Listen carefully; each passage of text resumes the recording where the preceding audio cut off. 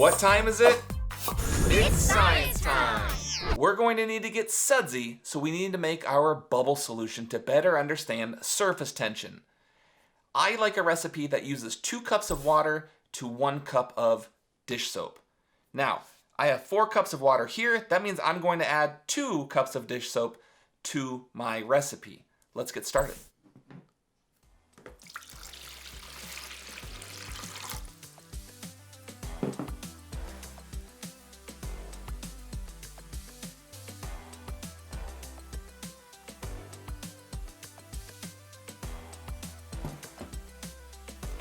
One. Oh, it smells good.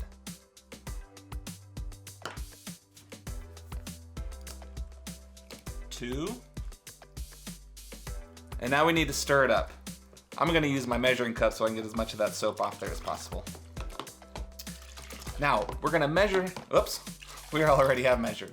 We're gonna mix this up really well, and what's gonna happen is it's going to become a consistent consistency, and we want that. We want it to become nice and consistent so that we don't have globs of soap. All right, I think it's pretty consistent. Let's try something. I'm gonna take a little bit of soap solution out, bubble solution, and wipe it on your tabletop. Now grab a straw, dip it in.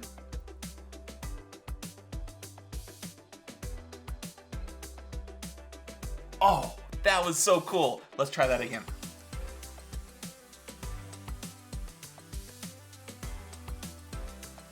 Adding the soap to the water decreases the surface tension of the water, and this allows the water to essentially bend. That's how we create this dome, this hemisphere. But my question is can we get more than one dome inside of the dome? Dome to dome. Oh, it popped. Ah.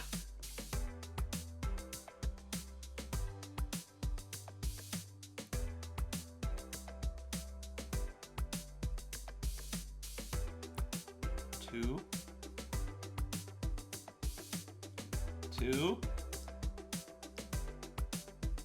3, 4, 5. 1, 2, 3. Oh, 1 pop. Oh. Give it a try.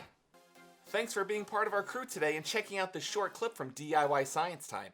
If you like this clip and you want to see more exciting science, check out the full versions right here on the channel. Be sure to subscribe and stay tuned for more exciting DIY Science Time.